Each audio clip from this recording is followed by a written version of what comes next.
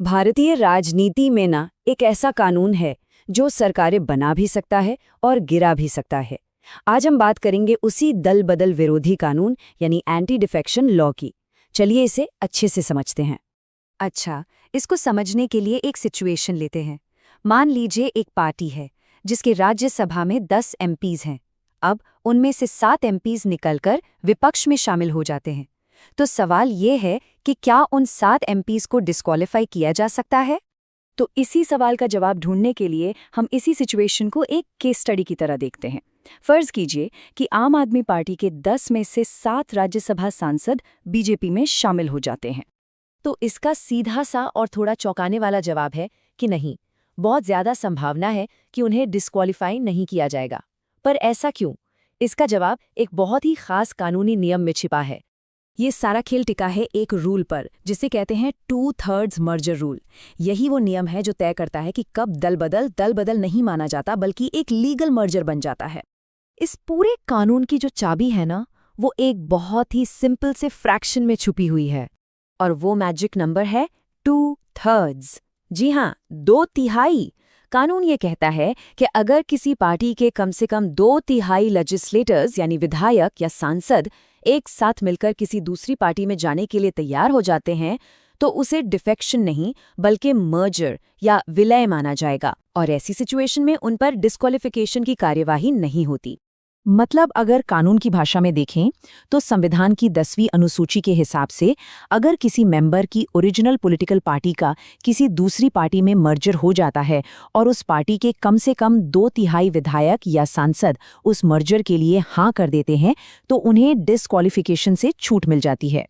तो चलिए इस एक रूल से जरा आगे बढ़ते हैं और पूरे एंटी डिफेक्शन लॉ को ही डिकोड करते हैं कि आखिर ये है क्या और ये काम कैसे करता है। देखिए, किसी भी मेंबर को डिस्क्वालीफाई करने के मोटे मोटे 2 ग्राउंड्स होते हैं। पहला, अगर कोई सदस्य अपनी मर्जी से वॉलंटरीली अपनी पॉलिटिकल पार्टी की मेंबरशिप छोड़ दे, और दूसरा, अगर कोई सदस्य सदन में अपनी पार्टी के डायरेक्शन, जिसे व्हिप कहते हैं, उसके खिलाफ जाकर वोट करे या वोटिंग में हिस्सा ही न ले। अब इसका जो प्रोसेस है वो भी काफी सीधा सा है। हाउस का कोई भी सदस्य प्रिजाइडिंग ऑफिसर यानी लोकसभा में स्पीकर और राज्यसभा में चेयरमैन को एक पिटिशन दे सकता है। फाइनल फैसला उन्हीं का होता है। हाँ, एक बात याद रखने वाली है कि उनके फैसले को कोर्ट में चैलेंज किया जा सकता है, मतलब इसका जुडिशियल रिव्यू हो सकता है। लेकिन एक सवाल दिमाग में आता है कि भाई ये कानून लाने की नौबत ही क्यों आए।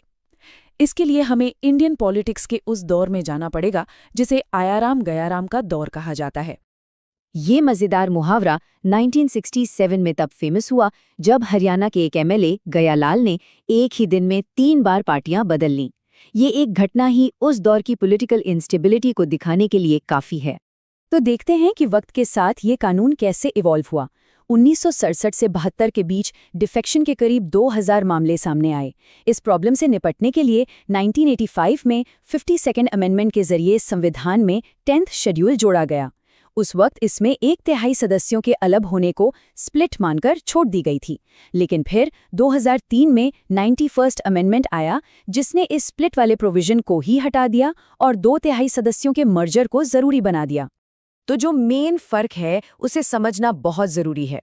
1985 का कानून 1/3 मेंबर्स के स्प्लिट को भी लीगल मानता था, जिसका बहुत गलत इस्तेमाल हुआ। छोटे छोटे ग्रुप्स में डिफेक्शन को बढ़ावा मिला। 2003 के कानून ने इस लूप होल को पूरी तरह बंद कर दिया और सिर्फ 2/3 मेंबर्स वाले बड़े मर्जर को ही मान्यता दी, जिससे दल बदल करना पहले से कहीं ज्यादा मुश्किल हो गया। तो क्या ये कानून एकदम परफेक्ट है? ऐसा भी नहीं है। इसमें भी कुछ कमियां और विवाद हैं जिनकी वजह से इसे अक्सर क्रिटिसाइज किया जाता है। सबसे पहला और बड़ा क्रिटिसिज्म तो प्रिसाइडिंग ऑफिसर के रोल को लेकर है। उनके लिए फैसला लेने की कोई टाइम लिमिट तय नहीं है, जिससे अक्सर फैसलों में बहुत देर हो जाती है। ये कानून एमपीज और एमएलएज को पार्टी लाइन फॉलो करने के लिए मजबूर करता है, भले ही फैसला उनकी अपनी कॉन्स्टिट्यूएंसी के खिलाफ ही क्यों ना हो। इससे पार्टी के अंदर असहमति या डिबेट की गुंजाइश खत्म हो जाती है और सारी पावर पार्टी की सेंट्रल लीडरशिप के हाथों में आ जाती है। चलिए अब फटाफट से कुछ की फैक्ट्स पर नजर डालते हैं जो एग्जाम के लिहाज से बहुत जरूरी हैं। तो रिवीजन के लिए जो पॉइंट्स बिल्कुल दिमाग में रखने हैं वो ये हैं। पहला, ये कानून संविधान की 10th शेड्यूल का हिस्सा है। दूसरा, इससे जुड़े 2 मेन अमेंडमेंट्स हैं, 1985 का 52nd और 2003 का 91st। तीसरा, वैलिड मर्जर के लिए मैजिक नंबर है 2/3। चौथा, डिस्क्वालिफिकेशन के 2 मेन ग्राउंड्स हैं, खुद से मेंबरशिप छोड़ना या पार्टी विप के खिलाफ जाना। पांचवा, फैसला लेने की अथॉरिटी प्रिसाइडिंग ऑफिसर के पास है। और छठा लेकिन बहुत जरूरी पॉइंट, उनके फैसले का जुडिशियल रिव्यू हो सकता है।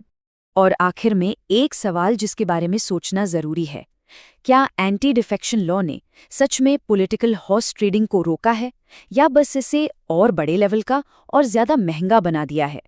इस पर सोचिएगा जरूर।